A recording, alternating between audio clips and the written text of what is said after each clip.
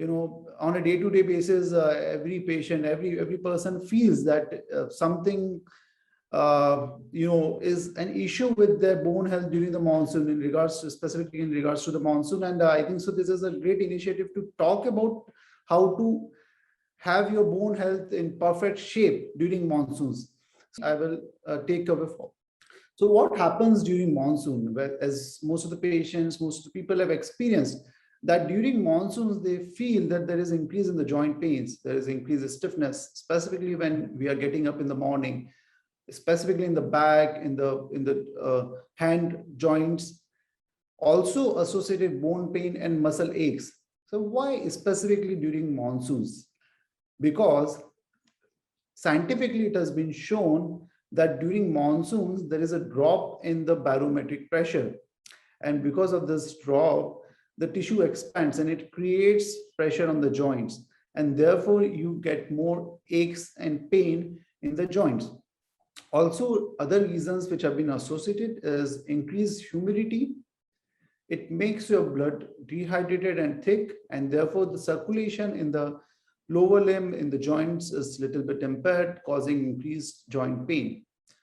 One of the foremost and important thing is during monsoons, we have less sunlight, and because of less sunlight, there is less vitamin D.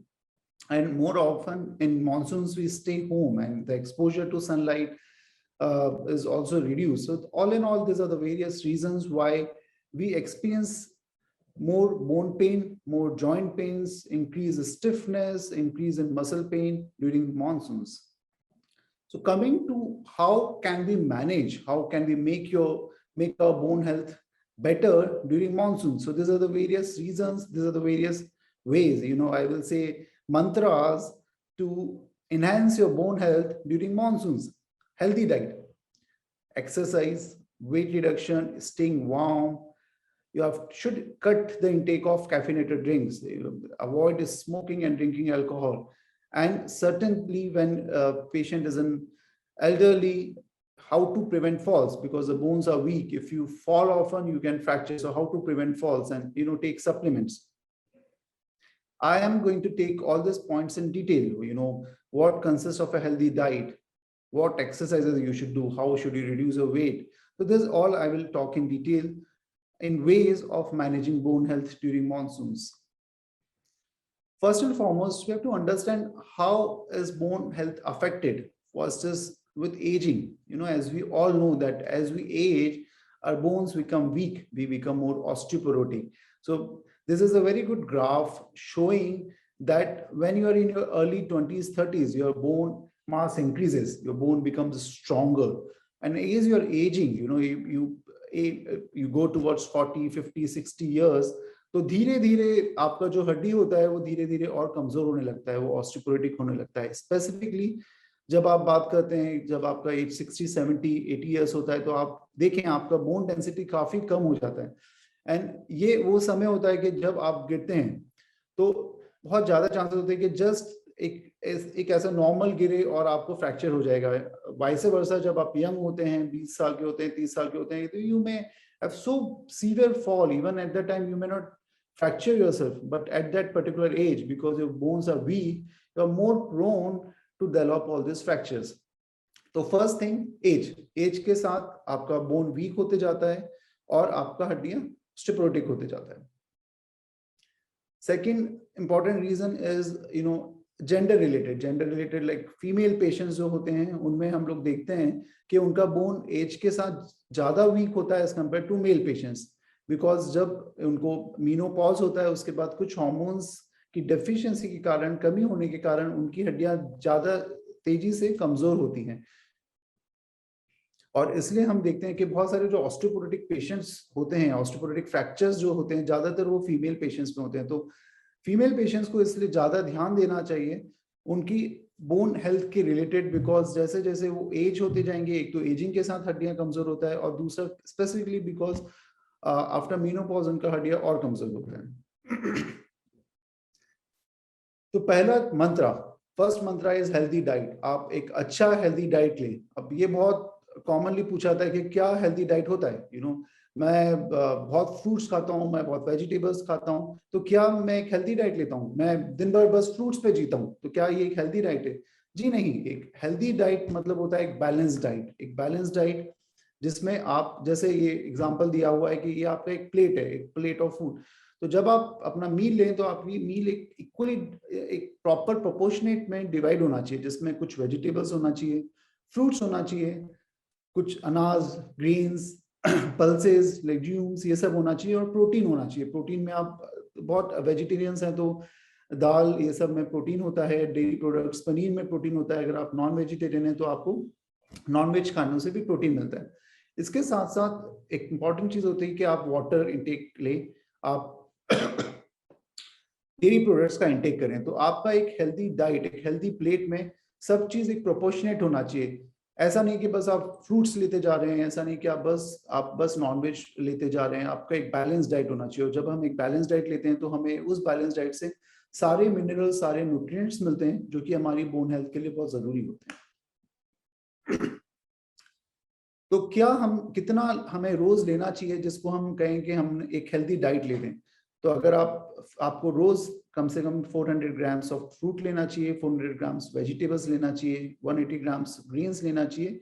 Meet या beans, अगर आप vegetarian है तो आप दाल लें, लेज्यूम्स लें, उससे भी आपको, बीन्स लें, उससे भी आपको प्रोटीन इंटेक मिल जाता है। या तो आप पनीर लें, और वीकली अगर आप non vegetarian, you can have red meat and poultry products.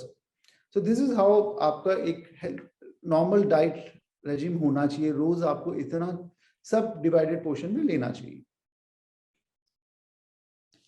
आपको at least 5 portions of fruits and vegetables लेना चाहिए रोज, जो कि कम से कम 400 ग्राम होना चाहिए। आप डिवाइड करें, आप ऐसा नहीं कि सब दिन एक ही फ्रूट खाएं। आप किसी दिन आप अपना प्लान करें कि मुझे ये फ्रूट खाना है, कि नेक्स्ट डे आप कुछ डिफरेंट वैरायटी ऑफ फ्रूट खाएं, क्योंकि हर फ्रूट में अलग अलग न्यूट्रिएंट्स होते हैं, अलग अलग विटामिन होते हैं, और एक बैलेंस डाइट के लिए आपको सारे न्यूट्रिएंट्स, विटामिन बराबर लेना चाहिए। आपको इस टाइप का जो अनसैचुरेटेड फैट्स होता है, जो हमको नॉर्मली नहीं मिल पाता डाइट में, वो उसका कंजप्शन भी बहुत जरूरी होता है आपकी बोन हेल्थ के लिए। आप आपका शुगर इंटेक कम करें, और खासकर वो सब चीजें जो कि पैकेज फूड्स होती हैं, पैकेज जूसेस होते हैं, ये सब चीजों से शुगर इंटेक बहुत बढ़ता है, and that affects your overall health as well as bone health. जो इंडस्ट्रियली पैक्ड खाने होते हैं, जैसे कॉमनली हम लोग कहते हैं कि जो chips, burgers, fast food, all this are not good, and they should be limited, they should be limited to a particular amount and not taken on a regular basis. आप अपना सॉल्ट का intake भी कम करें और उसको limit करें, per day 5 grams के around, और जब भी यूज करें, यूज आयोडाइज्ड सॉल्ट। अब आते हैं कैल्शियम रिक्वायरमेंट में। तो कितना कैल्शियम रिक्वायरमेंट होता है, ये डिपेंड करता है आपकी एज पे। आप शुरुआत में और बाद में जो आपका कैल्शियम रिक्वायरमेंट आपकी एज के अकॉर्डिंग वेरी करता है। अगर आप कहेंगे कि ओल्ड एज पेशेंट्स जो होते हैं, एल्डरली पेशेंट्स होते हैं, उनका रिक्वायरमेंट थोड़ा ज़्यादा होता है। प्रेग्नेंट फीमेल्स का रिक्वायरमेंट थोड़ा ज़्यादा होता है। रफली अगर हम माने तो हमारा कैल्शियम का रिक्वायरमेंट डेली का 1000 से 1200 मिलीग्राम रफली होता है। तो हमें क्या ऐसा चीज लेना चाहिए जिसमें, कॉमनली मुझसे पूछा जाता है, मेरे ओपीडी में पेशेंट्स आते हैं कि डॉक्टर क्या चीजें लें जिसमें कैल्शियम इंटेक बहुत हाई होता है। देखिए, ज्यादातर वेजिटेबल्स, फ्रूट्स आप लेते हैं, सब में कैल्शियम इंटेक होता है, लेकिन आप कैल्शियम होता है, लेकिन कुछ ऐसे फ्रूट्स, वेजिटेबल्स, लेज्यूम्स होते हैं जिसमें कैल्शियम इंटेक बहुत हाई होता है। तो ये एक चार्ट है, अगर कोई फोटो लेना चाहता है तो वो ले ले। तो ये एक चार्ट है जिसमें दिखाता है कि ये सारी चीजें जो हैं, अदर देन डेयरी प्रोडक्ट्स, जो कि कॉमनली हम कहते हैं कि everyone knows that milk has calcium, everyone knows that paneer has calcium, but other than milk products, milk and milk products, there are various other things जिसमें भी कैल्शियम इंटेक बहुत high होता है। जैसे रागी हो गया, जैसे कस्टर्ड एप्पल फ्रूट हो गया, ये सब चीजें हैं जिसमें हाई कैल्शियम इंटेक होता है, वो आपको लेना चाहिए। अब आते हैं विटामिन डी की रिक्वायरमेंट में। तो रफली आपका रोज का विटामिन डी इंटेक जो होना चाहिए, वो आपका डिपेंडिंग फ्रॉम वेरियस एज, जैसे एज के अकॉर्डिंग वेरी करता है, लेकिन हम लोग ये मानते हैं कि आपका जो डेली विटामिन डी का रिक्वायरमेंट करीबन 2000 IU होना चाहिए when you are an adult. And most of the Indians we have seen जो एक स्टडी आई थी जिसमें दिखाया गया था कि 85% ऑफ द इंडियंस जो हैं वो विटामिन डी में डेफिशिएंट होते हैं, and that is a big number. हम हमेशा कहते हैं कि we live in a country जहाँ पे इनफ सनलाइट होता है, during summer days there is enough sunlight, then क्यों ऐसा है कि 80% of the Indians are vitamin D deficient because of the various reasons. So कौन ऐसे पेशेंट्स होते हैं who are at risk of vitamin D deficiency, जहाँ पे जो लोग ज्यादातर ऑफिस वर्क्स में होते हैं, उनका लिमिटेड सन एक्सपोजर होता है, जो सनलाइट में कम जाते हैं, fatty obese patients, pregnant females, infants, dark skin people, and that is the reason कि हम Indians overall even after enough sunlight we are deficient in vitamin D because we are little dark skin. जो conversion होता है vitamin D का into active vitamin D वो कम हो पाता है because of the skin is dark. और एल्डरली पेशेंट्स, तो ये सारे पेशेंट्स हैं जो कि रिस्क पे रहते हैं विटामिन डी डेफिशिएंसी। अब आते हैं कि क्या हम ऐसा डाइट में लें जिससे हमारा विटामिन डी जो रिक्वायरमेंट है 2000 इंटरनेशनल यूनिट्स का वो फुलफिल हो जाए। तो ये सारी चीजें हैं जिसमें बहुत हाई विटामिन डी होता है। अगर आप ध्यान से देखेंगे तो आपको ये इसमें जो वेजिटेरियन प्रोडक्ट्स हैं, जैसे अगर आपका मिल्क हो गया, योगर्ट हो गया, ऑरेंज जूस हो गया, एक शब्द उसके सामने जुड़ा हुआ है, वो है फोर्टिफाइड। फोर्टिफाइड मींस जैसे पहले आयोडीन आता था, पहले सॉल्ट आता था, तो सॉल्ट प्लेन सॉल्ट आता था, फिर उसको उसमें आयोडीन ऐड किया गया, फोर्टिफाइड किया गया। तो सॉल्ट में आयोडीन नहीं होता है, आयोडीन सॉल्ट में ऐड किया जाता है, फिर वो फोर्टिफाइड सॉल्ट होता है विद आयोडीन। इसी तरीके से ज्यादातर जो वेजिटेरियन सोर्सेज होते हैं they are deficient in vitamin D, और उनमें ऐड किया जाता है। अगर आप जूस लेने जाएंगे तो आपको पैकेट में देखना पड़ेगा कि क्या आपके जूस में ये विटामिन डी एडेड है, फोर्टिफाइड है। आजकल काफी कुछ प्रोडक्ट्स ऐसे मिलते हैं जो कि फोर्टिफाइड होते हैं, बट ओवरऑल अगर आप ध्यान देंगे तो ज्यादातर चीजें जो हैं उसमें विटामिन डी नहीं होता है। जो हम रोजमर्रा खाते हैं, जो हमारा डेली रूटीन होता है, उसमें vitamin D we lack in those products lack in vitamin D, and therefore we as Indians, 80% of the Indians are deficient in vitamin D। और इसके लिए जरूरी है कि हम सप्लीमेंट लें, क्योंकि हमारा जो डाइट है उसमें डेफिशिएंसी रहता है विटामिन डी का। हम लोग को इतना सन एक्सपोजर, अगर हम डे ज्यादातर ऑफिस वर्कर्स होते हैं तो इतना सन एक्सपोजर होता नहीं है, तो विटामिन डी की डेफिशिएंसी होती है। तीसरा चीज, ज्यादातर जो डाइट होती है उसमें विटामिन डी नहीं होता है। और विटामिन डी के बहुत सारे बेनिफिट्स हैं, जस्ट उसका रिलेशनशिप बोन्स के साथ नहीं है। अगर आप देखेंगे तो vitamin D is also associated with healthy teeth. हमारा इम्यून सिस्टम, आपने देखा होगा ड्यूरिंग कोविड टाइम्स ज्यादातर हम लोग सप्लीमेंट्स देते थे, सप्लीमेंट्स में होता था to boost your immunity and that contains vitamin D. So vitamin D also plays a role in boosting the immunity, in improving brain function, in overall health of the heart. So just not bone health, vitamin D आपको बहुत सारी चीजों में help करता है। तो calcium और vitamin D के अलावा आपको विटामिन सी जिन चीजों में मिलता है, जैसे जो सारे आपका सिट्रस फ्रूट्स होते हैं, वो सब चीज़ों में हाई रिच विटामिन सी होता है, वो आपको लेना चाहिए। विटामिन ई आपको लेना चाहिए, विटामिन के, विटामिन बी। तो ये सब चीज़ें आपको एक रेगुलर बेसिस पे लेना चाहिए to constitute a healthy diet, and if you take healthy diet then you will have a healthy bone and a healthy body. Now coming to the second point of exercise. एक तो चीज़ है कि हम healthy diet लेते हैं, लेकिन हाँ, बस हेल्दी खाना, हेल्दी डाइट लेना doesn't mean that you are healthy. You also have to exercise, and exercise से I will show you कि कितना एक्सरसाइज से क्या इम्पैक्ट होता है बॉडी पे। तो कॉमनली पेशेंट्स मुझसे पूछते हैं कि हमें कितना एक्सरसाइज करना चाहिए। तो व्हाट आई रिकमेंड इज कि आप, देयर इज नो लिमिट कि आपको कितना करना चाहिए, लेकिन हाँ, अगर आप 30 मिनट्स का वॉकिंग करते हैं that totally helps you in your overall bone health. लेकिन जस्ट नॉट वॉकिंग, अगर आपको अपना मसल स्ट्रेंथ, बोन हेल्थ बनाना है, तो you should also do some types of strengthening exercises. ज्यादातर हम जब योगा में पढ़ते हैं तो योगा में most of the exercises are stretching exercises. आपको स्ट्रेचिंग एक्सरसाइज के अलावा थोड़ा थोड़ा स्ट्रेंथनिंग एक्सरसाइज भी करना चाहिए।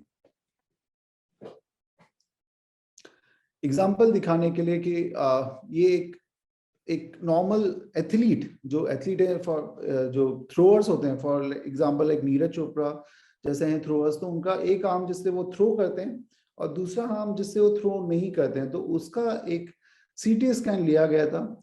और अगर आप देख रहे हैं राइट साइड में जो आपको हड्डी दिख रहा है वो काफी मोटा है, वो काफी थिक है, तो ये उनका वो वाला हाथ है जिससे वो बॉल थ्रो करते हैं या जैवलिन थ्रो करते हैं। तो आप ये अंतर देख पाएंगे कि हम जितना अपना बॉडी को यूज करते हैं उतना हमारा बॉडी स्ट्रांग होता है।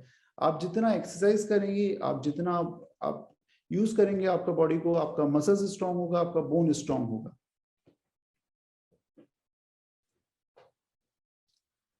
Now coming to aquatic exercises. Aquatic exercises क्या होती हैं? आप सिंपल आप पूल में जाएं और जो एक्सरसाइज आप लैंड पे करते हैं, सो जो एक्सरसाइज आप लैंड पे करते हैं, जिम में करते हैं, घर में करते हैं, वो एक्सरसाइज आप पूल के अंदर करें।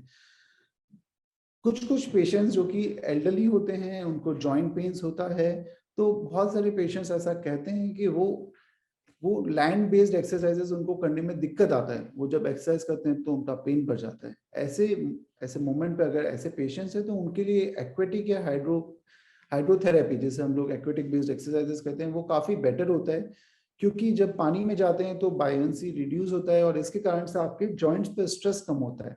और उस टाइप के पेशेंट्स जो जिनको आर्थराइटिस होता है, दे tolerate this type of exercise much better.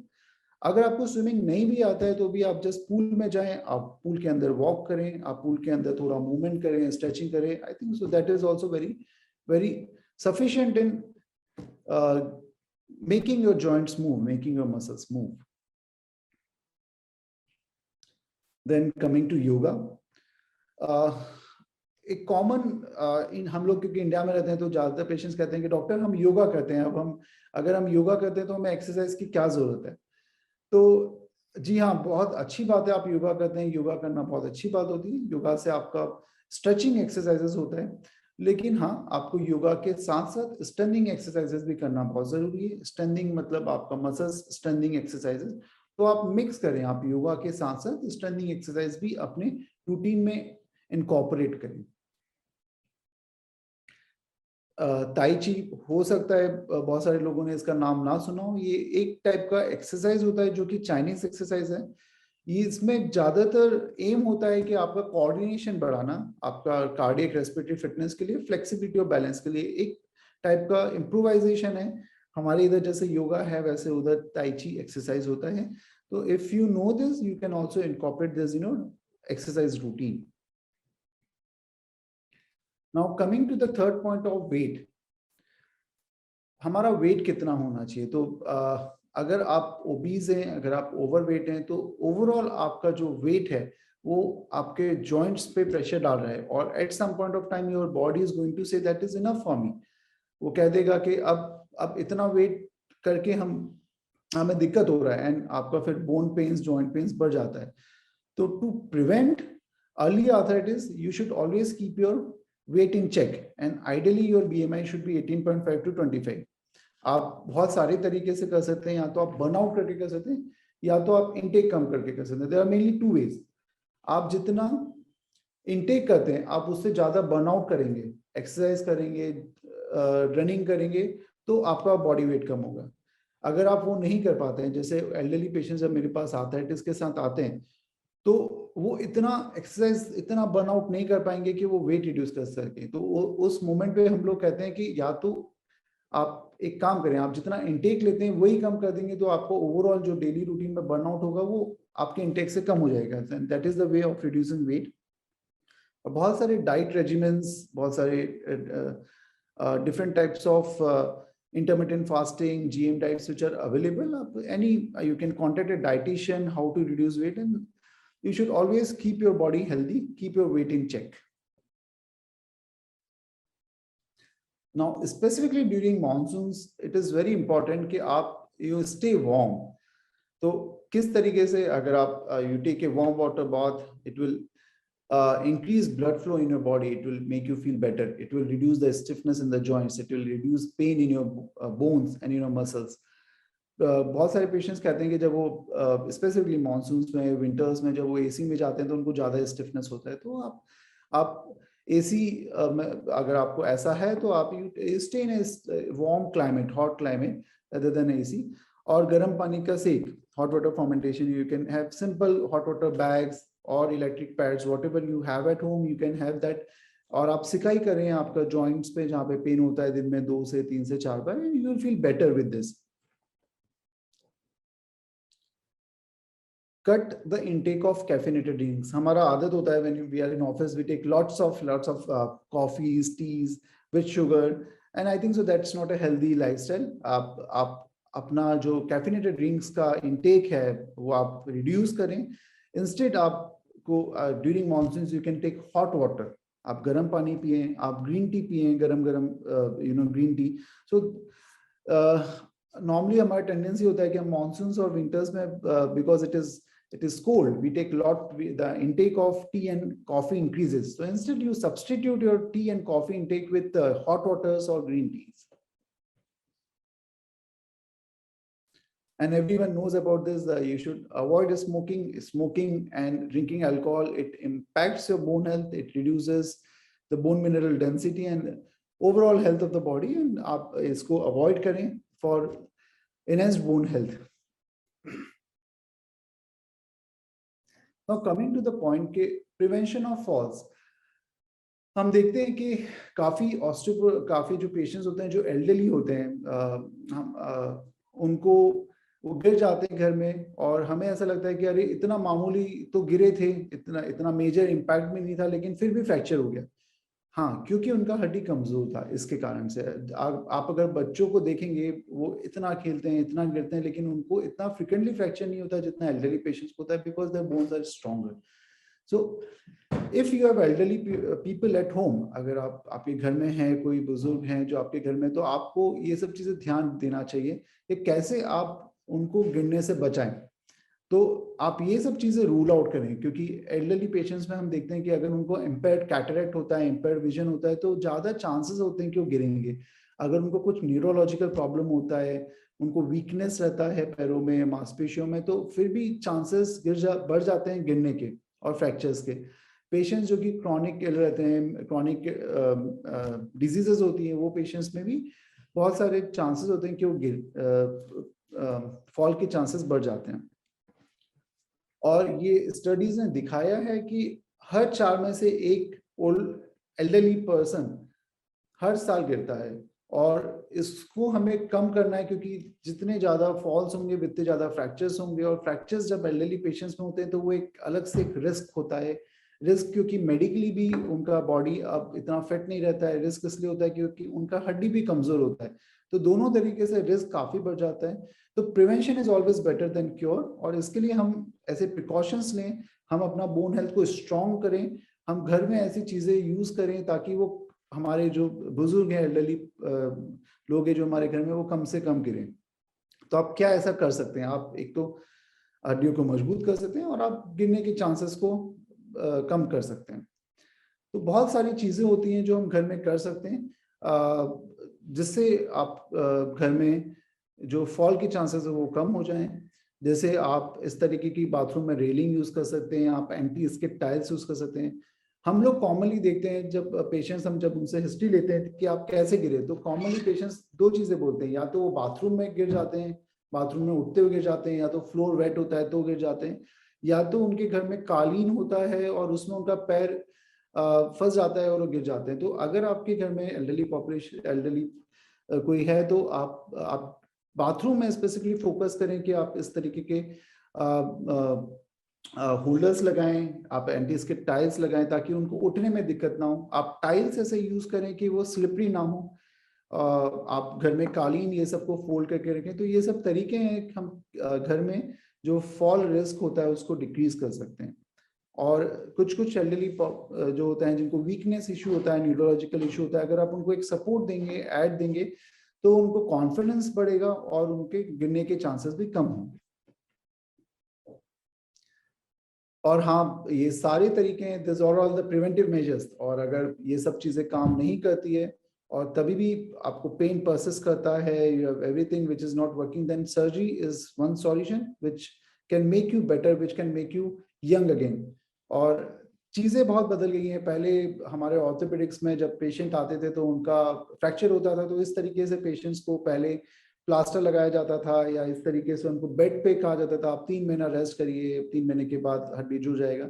लेकिन जिस तरीके से हम लोग बल्क कार्ट यूज करने की जगह आज हम स्पेस में पहुंच गए, उसी तरीके से जैसे आज से 20 साल पहले हमारा फोन जो था वो उसका टेक्नोलॉजी अलग था और आज हमारा फोन का टेक्नोलॉजी बहुत अलग है, इसी तरीके से हमारा साइंस ने भी और स्पेसिफिकली ऑर्थोपेडिक्स में बहुत एडवांसमेंट हुआ है।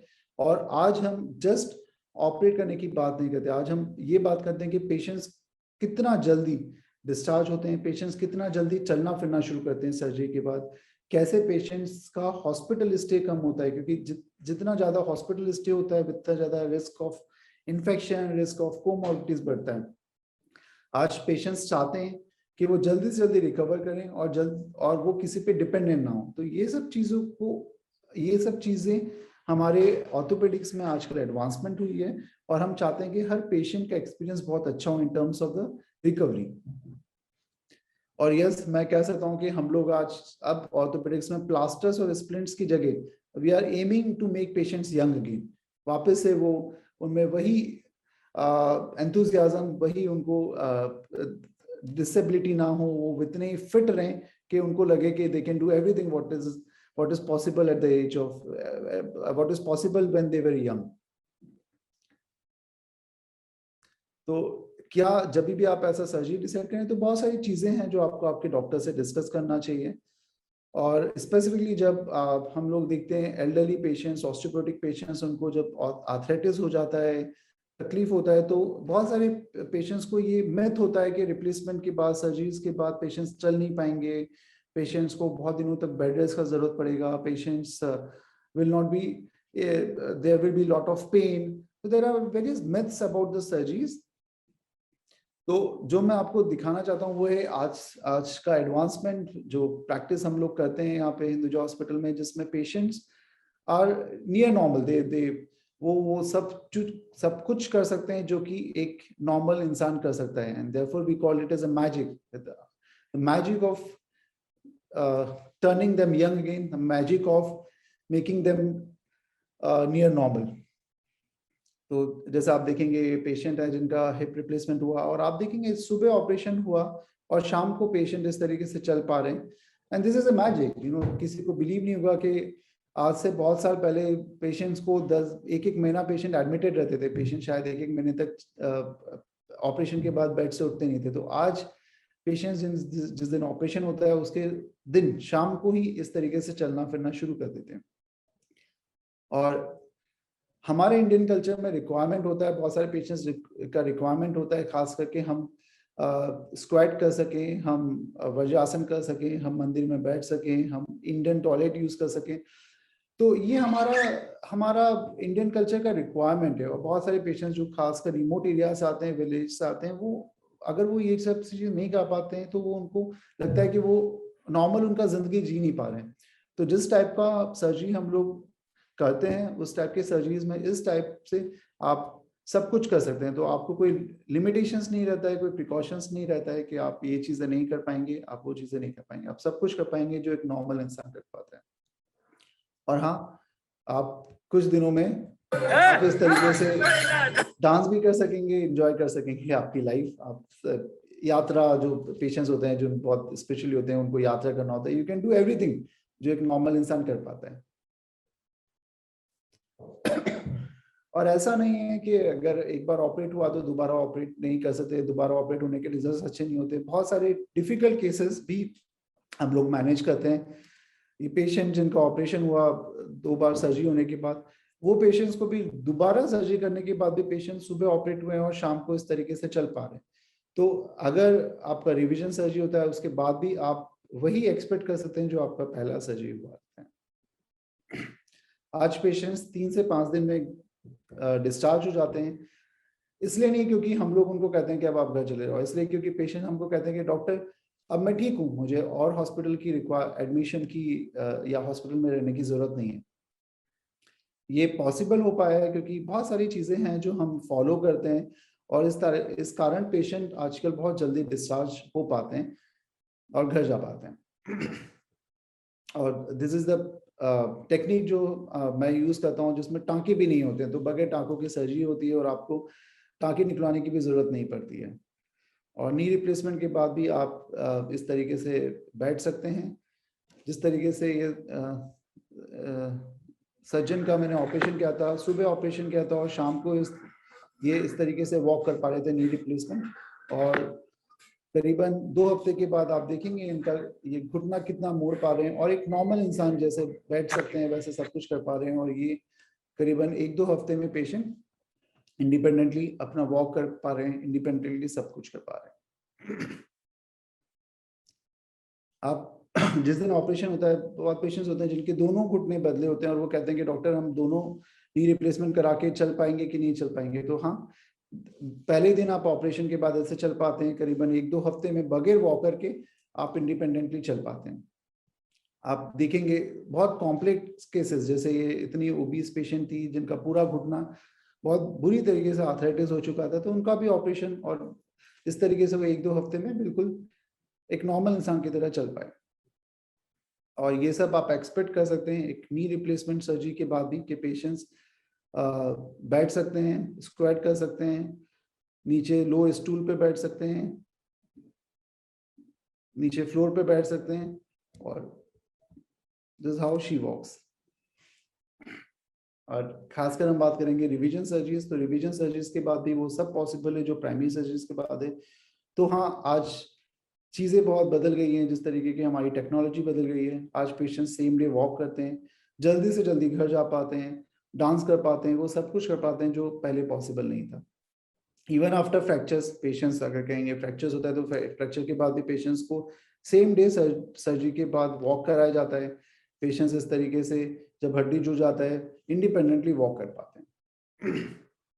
सेम एक और पेशेंट जिनका ऑपरेशन हुआ था, जांघ का हड्डी टूट गया था, हिप फ्रैक्चर हुआ था, ऑपरेशन किया, सेम डे उनको वॉक कराया, ऑपरेशन किया, करीबन 1-1.5 महीने में पेशेंट इंडिपेंडेंटली वॉक कर पा रहे हैं।